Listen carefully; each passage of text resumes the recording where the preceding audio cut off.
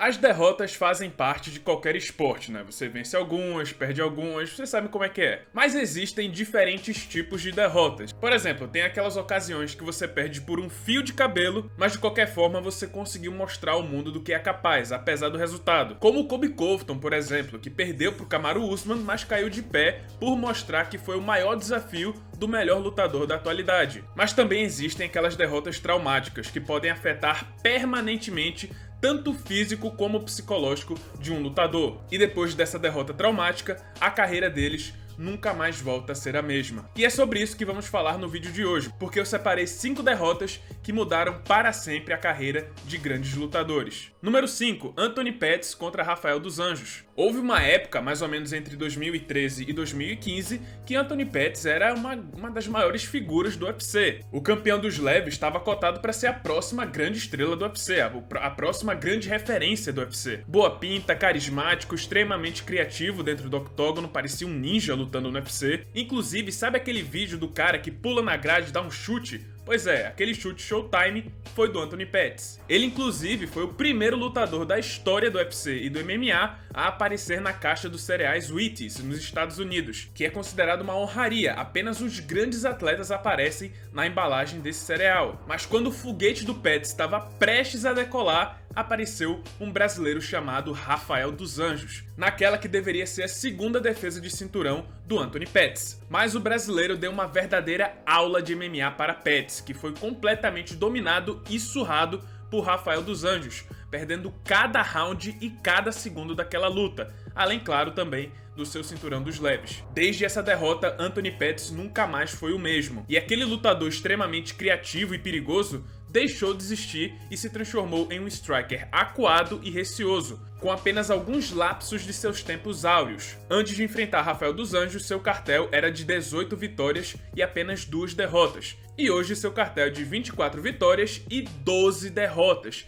Ele perdeu 9 das próximas 15 lutas depois que perdeu para Rafael dos Anjos. E sim, ele teve boas vitórias no meio do caminho. Ele finalizou Charles do Bronx e nocauteou também Stephen Thompson. Mas o Showtime, que deveria ser o próximo grande nome do UFC, simplesmente deixou de existir. Número 4, Tony Ferguson contra Justin Gaethje. Durante vários anos, a categoria dos leves foi assombrada por 2 grandes nomes, Khabib Nurmagomedov e Tony Ferguson, o bicho papão. Ambos empatados com o recorde de maior sequência de vitórias da divisão, 12 triunfos. Só que por motivos de força maior, alinhamento cósmico ou problemas no multiverso, esses dois nunca se enfrentaram. A luta parecia destinada a nunca acontecer, sendo marcada e cancelada 5 vezes durante 5 anos. Na última, o cancelamento se deu por causa da Covid. A quarentena começou e os aeroportos da Rússia fecharam. O campeão Khabib ficou preso no próprio país. O UFC então agendou uma disputa pelo cinturão interino da categoria dos leves, entre Tony Ferguson e Justin Gaethje. Para essa luta, Tony Ferguson fez porque quis fazer 2 cortes de peso. O primeiro foi na semana da luta que deveria acontecer o combate contra o Khabib. Ele fez esse corte de peso, sei lá, simplesmente porque quis. E o segundo foi para a luta contra Gaethje. E com o corpo mais fragilizado por 2 desidratações, Tony Ferguson foi vítima de uma das surras mais brutais já vistas em um esporte de combate, sendo almejado durante 5 rounds pelas mãos mais pesadas da categoria. Se fosse qualquer outro lutador da categoria no lugar do Ferguson recebendo todas aquelas bombas, com certeza ele já teria caído há muito mais tempo, teria sido nocauteado lá pro segundo round, talvez até no primeiro. Mas o Ferguson se recusava a desistir e, como consequência, recebeu um castigo sem precedentes, que só foi interrompido por causa do ótimo trabalho do árbitro Herb Dean, que viu que Ferguson já não podia mais continuar e decretou o nocaute técnico. E depois de receber tanto trauma na cabeça, muitos se preocuparam com o futuro de Tony Ferguson. O próprio Khabib cantou a pedra, disse que ninguém pode voltar a ser o mesmo depois de tanto castigo, mesmo que você seja Tony Ferguson. E Khabib acertou, Ferguson nunca mais foi o mesmo depois da derrota para Justin Gaethje, perdendo todos os 3 combates seguintes, onde nem sequer parecia o mesmo bicho papão que assombrou a divisão por anos. Aquele cara que pressionava o tempo todo, incansável, que aguentava tudo que era tipo de golpe e era extremamente letal quando colocado de costas pro chão, nunca mais apareceu. Depois da luta contra Justin Gaethje, o bicho papão deixou de existir. Número 3, Tyron Woodley contra Kamaru Usman. Tyron Woodley foi um grande campeão na categoria dos meio-médios, defendendo seu cinturão 4 vezes seguidas. Embora ele seja muito criticado até hoje pelas lutas chatas e pela falta de emoção que ele tinha em seus combates, não há como negar que 4 defesas de cinturão é uma marca bem impressionante. Mas indo para sua 5ª defesa de título, Woodley enfrentaria o nigeriano Kamaru Usman, que estava invicto no UFC e vinha de 9 vitórias seguidas. E a luta foi uma grande surpresa, porque Tyron Woodley foi completamente dominado por Kamaru Usman, perdendo cada segundo daquela luta e até recebendo 2-18 e sendo atingido por um total de 336 golpes do nigeriano. Após essa grande surra e depois de perder seu cinturão, Tyron Woodley nunca mais foi o mesmo. E na sequência, ele foi novamente dominado por Colby Covington, Gilbert Durinho e Vicente Luque. E detalhe, nessas últimas 4 lutas que eu citei, Woodley não venceu um único round sequer. E com todas essas derrotas seguidas, ele acabou sendo demitido do UFC. Em seguida, ele fez 2 lutas de boxe contra o youtuber Jake Paul, e aí sua carreira afundou de vez. Além de ser criticado pela falta de agressividade e senso de urgência, Woodley perdeu as 2 lutas para o youtuber, sendo a última a mais humilhante, já que ele foi nocauteado e teve que tatuar "Eu amo Jake Paul" em seu dedo por perder uma aposta entre os dois. Número 2, Anderson Silva contra Chris Weidman. Durante 7 anos seguidos, Anderson Silva foi o grande campeão dominante do peso médio do UFC, mas em 2013 ele finalmente encontrou o seu algoz, sendo nocauteado